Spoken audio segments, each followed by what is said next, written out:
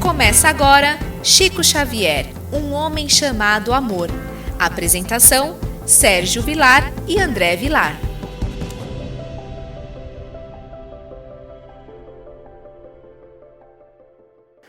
Queridos amigos da Rádio Boa Nova, estamos entrando no ar com o programa Chico Xavier, um homem chamado amor. Apresentação de Sérgio Vilar e André Luiz Querini Vilar. Queridos radiovintes, dando continuidade nessa obra fantástica, Chico Xavier na Intimidade, onde o professor Ramiro Gama nos conta a história que o próprio Chico lhe contou, mas ele também nesse livro declina algumas histórias contada por um grande professor palestrante, Newton Boechat. É uma outra história que ele conta, que ele vivenciou na casa de Chico Xavier, propriamente no grupo espírita Luiz Gonzaga, em Pedro Leopoldo, de um caso de vampirismo. É um caso muito interessante, porque tem uma característica, porque às vezes nós pensamos que o vampirismo é feito por uma pessoa que é muitas vezes um obsessor. E nós vamos ver aqui que o vampirismo que essa irmã sofria era de um parente. E nós vamos ver qual é o grau de parentesco. Então nós vamos perceber que muitas vezes os processos obsessivos que as pessoas sofrem é pelos próprios familiares. E algumas pessoas perguntam, mas são inimigos? Não, é porque são espíritos que ainda não têm noção do que está acontecendo, quer ter domínio de uma situação. Vamos acompanhar. Tudo bem com você, André Luiz? Tudo bem, querido Sérgio. Cumprimentamos com muito carinho o nosso rádio ouvinte, agradecendo pela dádiva de mais um dia nos encontrarmos para falarmos e enaltecermos a vida e a obra de Chico Xavier. Começa o professor Ramiro Gama. Também pertence aos guardados do professor Newton Boechat e constante de nosso livro Irmão do Bom Combate, o caso abaixo. Março de 1954. Centro Espírita Luiz Gonzaga. Segunda-feira, 19h30. Chico Xavier, recém-chegado, recebia pequeno grupo de confrades de fora e uma porção de abraços.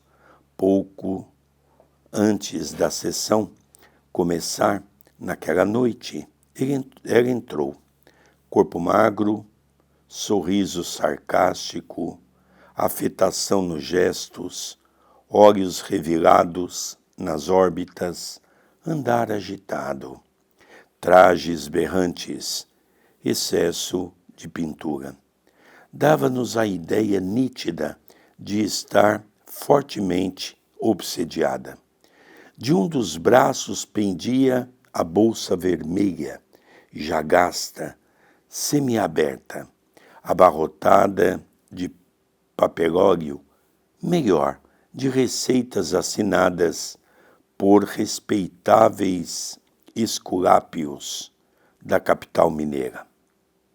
Olga, como a chamaremos, de quando em vez, falando desconexadamente, dava tapas violentos em seus próprios ombros magros e tudo isto, mesclado com citações incongruentes ditas para a piedade geral.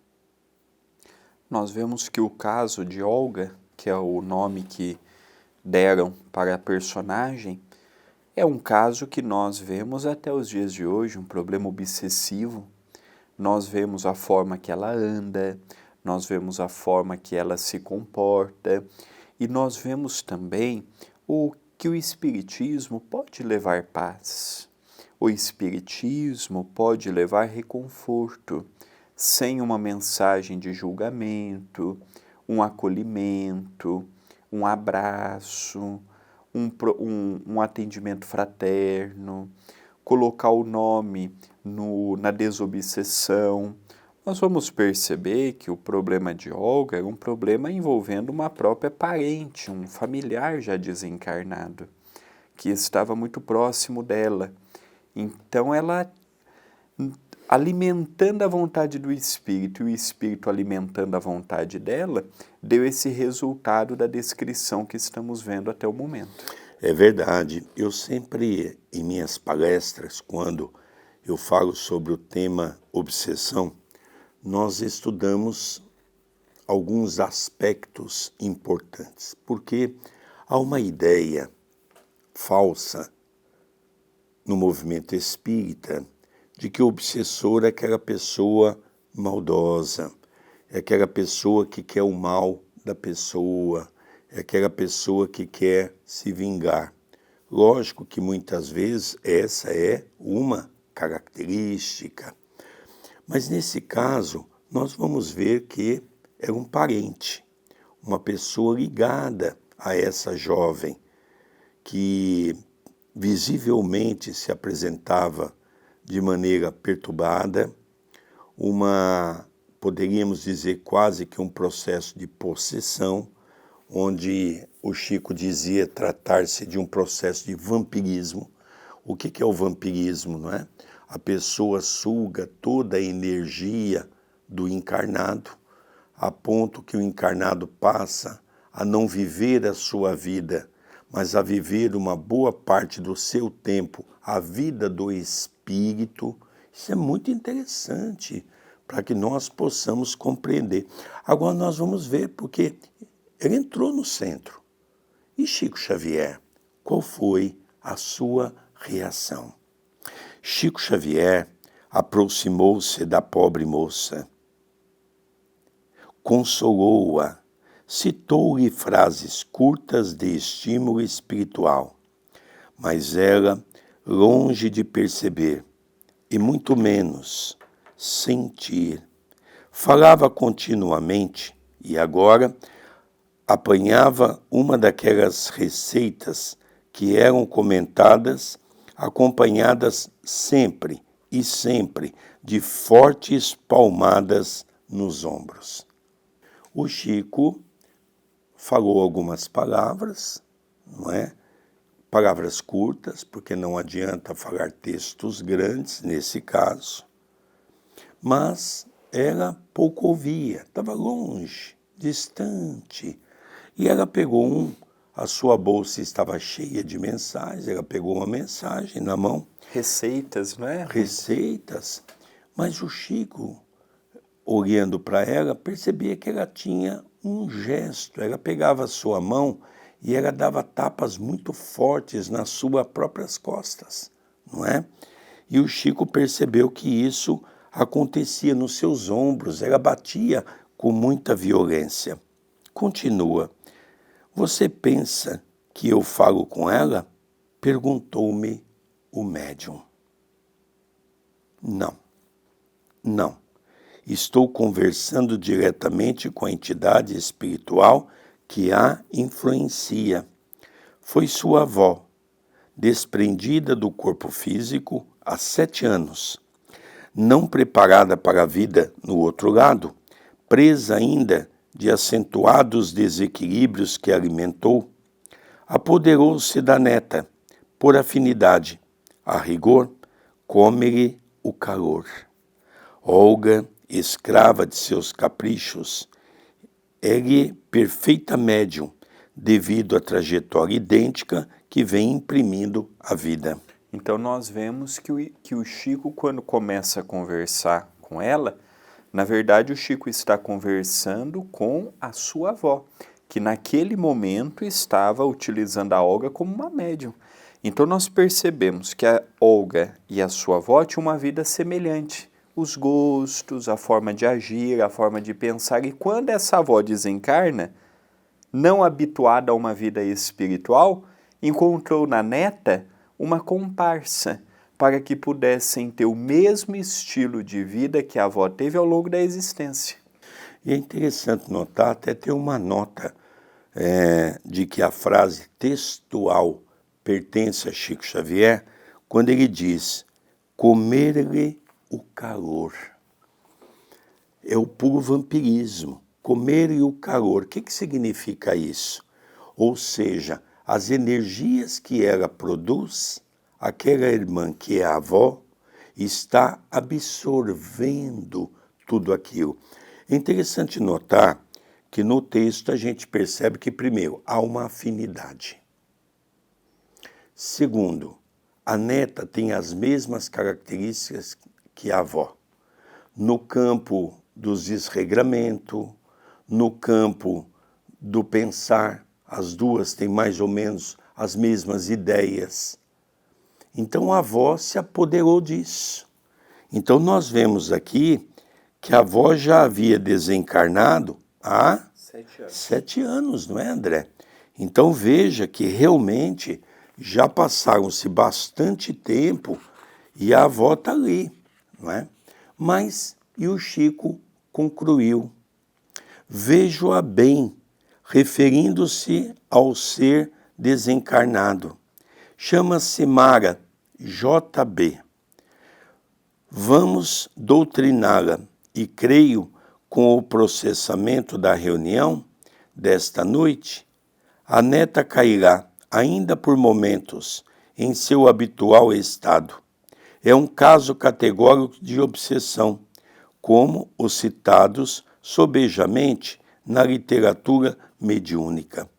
O certo é que, ao principiar a reunião evangélica doutrinária, Olga aquietou-se, ouviu placidamente o comentário, desdobrado por inúmeros oradores da noite espiritual. Lembrando que nessa altura o Chico também, lembrando que como ela era da capital mineira, esse caso se passou em Pedro Leopoldo. E o Chico, tanto em Pedro Leopoldo quanto em Uberaba, nas suas reuniões públicas, enquanto ele psicografava, convidavam-se várias pessoas que ali estavam para comentar alguns minutos a respeito do Evangelho e também a respeito do Livro dos Espíritos. E ela acalmou. Olga ouviu, não parou aqueles tapas nos ombros violentos que ela dava, parou aqueles ataques que ela tinha na forma de falar, os olhos mantiveram-se no lugar. Então nós percebemos que foi uma bênção. A questão é, quando ela saísse daquele templo de amor, será que ela conseguiria encontrar o equilíbrio ou será que ela voltaria sob o guante da avó? E um outro ponto importante que nós não podemos desprezar é que a avó também não era uma criatura maldosa. A avó, uma criatura ignorante. A ignorância significa desconhecer a realidade do outro, desconhecer o problema do outro. Então ela estava ali, as duas. E é interessante que quando começam os oradores a falar, porque para quem não conheceu o trabalho, enquanto o Chico ficava na psicografia, alguns companheiros eram convidados para sentar à mesa. Eu já tive essa oportunidade de participar em Uberaba com o Chico, e alguns oradores vão comentando, como eu já tive a oportunidade de fazer o comentário uma vez do Evangelho, na mesa, onde o Chico estava. Então os companheiros iam comentando, falando do capítulo daquela página que Emmanuel abria para as nossas reflexões daquela noite. Então as duas se calaram, ouviram todos os oradores. No final, ouviu o Chico ler as mensagens e no final continua. Acerquei-me dela, lá no saguão do Luiz Gonzaga. Conversamos naturalmente. Dissera-lhe ali estar pela primeira vez, na esperança de conseguir um bálsamo para o seu sofrimento. Não conhecia o Chico anteriormente, sentia coisas estranhas e era avassalada por força desconhecida, que a levava a fazer o que não podia e não queria. Aqui, André, ela já está, ela mesmo. Aqui, a avó já havia se afastado um pouco. E o Chico começa a conversar com ela, e ela diz, eu não sei, uma força me toma. E quando eu vi o trabalho de Chico Xavier, eu não conhecia. Vim de Belo Horizonte para Pedro Leopoldo para ver se eu recebesse ajuda, porque a minha vida é muito difícil. Eu fico quase que o tempo todo com esses pensamentos, com esse comportamento que todo mundo diz que é um comportamento indevido. Nós vemos que, igual esse caso, Chico auxiliou, o Chico e o movimento espírita, de uma forma geral, pode auxiliar e muito uma pessoa que padece destes tormentos, levando paz, levando ânimo, levando encorajamento. A grande pergunta é o desdobrar, porque ela vai embora do centro. Ela não vai morar no centro. Como é que vai ser fora do centro? Mas ainda vai ter o desdobramento da avó, né, André? Exatamente. Vamos acompanhar essa conversa. Por quê? Quais eram os vícios que tanto a avó quanto ela também tinha, que levava a avó a usufruir da sua mediunidade? Então agora nós vamos ver isso aí. Desviava-se para situações menos dignas, libidinosas. Após cessado o assalto, a força se saciava, retirando-se, deixando-a aniquilada, e desencantada sentia-se depois de passar essa crise. Ela mesma, com a sua lucidez. Mas os momentos em que assim se sentiam eram tão efêmeros. De sopetão, roendo-me a curiosidade, fiz a pergunta, como se chamava a sua avó? Então aí é um diálogo entre Newton Boechat e ela. O Chico havia orientado, o Chico estava na condução das atividades da casa e Newton Boechat, vendo aquela oportunidade, foi levar também uma palavra. E aí no meio do diálogo, vendo que ela estava conversando com a própria Olga, não era mais a interferência da avó, perguntou agora quem seria a avó, lembrando que Newton Boechat, nessa altura, também residia em Belo Horizonte. Chamava-se, já morreu, era Mara JB, pronunciou pausadamente o nome por inteiro da entidade de além-túmulo, anteriormente registrada pela mediunidade do Chico. Fenômeno curioso, o vampirismo além da vida.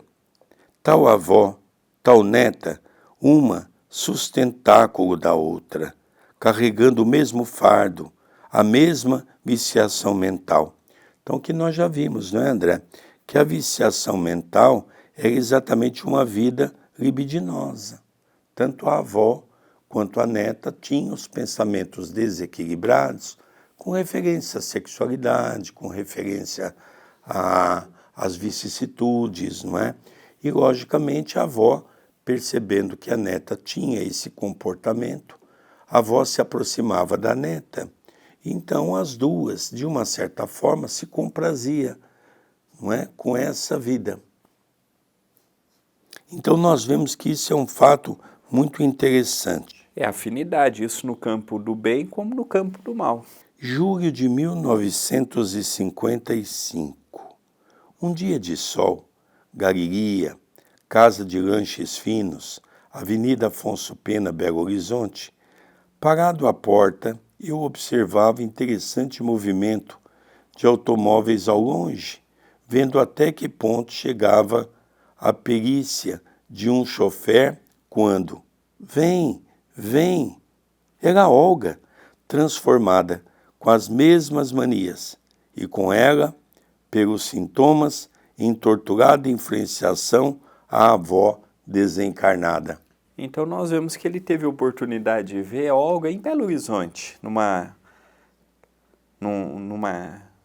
casa de lanches conhecida, na Avenida Afonso Pena. Lá estava a Olga, sob forte influência de sua avó, naquela mesma entoada de quando a levou ao grupo espírita dirigido por nosso querido Chico. Então nós vemos que não é fácil. É fácil nós detectarmos que estamos com uma má companhia, mas o difícil é nos livrarmos da má companhia, porque comumente a má companhia pensa e age como nós pensamos e agimos. Então ela é uma simbiose tão profunda que uma anima a outra. Reconhece-se o problema, mas anima-se mutuamente. Não me reconhecera a moça, nem se lembrava de mim. O ser invisível obumprava-lhe uma vez mais a consciência, queria perpetuar o domínio. E lá se foi, outra vez, passos largos, bolsinha a tiracolo, agitada, afetada, chamando a atenção dos homens. Parece uma dessas torturadas a longas provações. Respigo o fato dos meus guardados curiosos, interessante, fato que fará cócegas por dentro do nosso ilustrado professor Ramiro Gama, que certamente gostaria de contá-lo em seus lindos casos de Chico Xavier. Ainda depois daquela tarde, vi a Olga com a vozinha às costas, como diz o meu amigo José Amorim, conhecedor do caso, meus guardados, quantos alfarrábios tu não ocultas? Então nós percebemos que Olga é um personagem que nós nos deparamos todos os dias, seja pela influência de um familiar, seja pela influência de um amigo, seja pela influência de uma pessoa que nos quer mal. Allan Kardec pergunta qual a influência do pensamento dos espíritos em nós? Mais do que podeis imaginar, por vezes são eles quem vos dirigem. Nós sabemos que o processo das vicissitudes humanas, seja as drogas, as bebidas, a sexualidade, os processos do poder são sempre acompanhados por espíritos ou legiões de espíritos que comungam o mesmo pensamento. É interessante que no Livro dos Espíritos, o professor Allan Kardec pergunta se os espíritos interferem em nosso pensamento. E os espíritos respondem: muito mais do que vós o imaginais. Na grande maioria das vezes, são eles que vos guiam e vos dirigem. É o caso da nossa irmã Olga.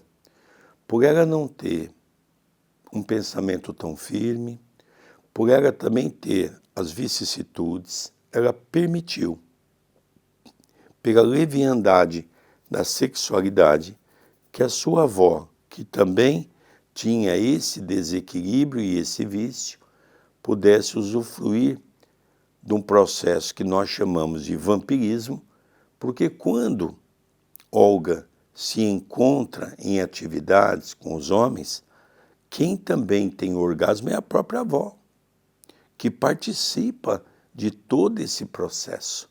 Assim acontece com o alcoolismo, né? Eu me lembro que há um livro que há uma frase que eu gosto muito, eu acho que todo livro tem algo que nos traz algum conhecimento, né? Quando diz que muitas vezes nós somos a piteira viva ou o caneco vivo, né, André? Usufruindo com o plano espiritual. Verdade. E como é que nós podemos tratar isso? De duas formas. Ou nós fazemos igual a Olga, que ficou refém da sua avó, ou nós procuramos mudar a faixa pensamento, que não é fácil. Mudar o pensamento, evangelho no lar, mudar a conduta, mudar a nossa forma de lidar, não é fácil. Mas não ter uma terceira. Ou nós vamos para os médicos que vão olhar-nos apenas fisicamente e colocar remédio em cima de nós, sendo que vamos perder momentaneamente aquela lucidez, ou nós convivemos com essa entidade espiritual, ou mesmo procuramos o mais difícil e o correto, pegar o remédio do Evangelho, procurar no equilíbrio do Evangelho no lar, na prece diária, num trabalho assistencial, nos tornando um trabalhador, igual nós vimos algumas semanas anteriores, aquele caso da parente do Chico, que tinha um forte obsessor que reencarnou como seu filho. Ela teve paz, trabalhou com o Chico, depois se tornou um outro obsessor mais leve a obsediá-la, mas ela tinha grandes momentos de paz. A nossa personagem Olga, ela infelizmente, pela afinidade com a avó de gostos, uma ali estava alimentando a outra. No próximo programa nós estaremos falando de um caso de culto do Evangelho no lar. André, tem algum recado para hoje? Temos sim, sobre o culto do Evangelho no lar. Nós realizamos o Evangelho no lar de terça a domingo, sendo que de terça a sábado é às 19h30 e aos domingos às 18 horas. Então eu faço um convite carinhoso a todos que nos acompanham. É pelo YouTube da TV A Caminho da Luz, youtube.com/TV A Caminho da Luz. Se inscreva no canal e participe conosco. É a oportunidade que nós temos de abrir o nosso lar para os bons espíritos estarem conosco, nos envolvendo em mais um dia. Queridos amigos, nós vamos encerrando o nosso programa. Chico Xavier, um homem chamado amor, pela nossa querida Rádio Boa Nova. Agradecemos a todos os nossos queridos telespectadores e agradecemos pelas mensagens que eu e o André Luiz recebemos pelas nossas redes sociais.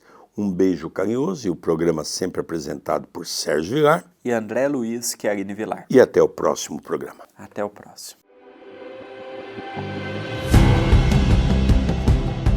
Você acompanhou Chico Xavier, um homem chamado amor.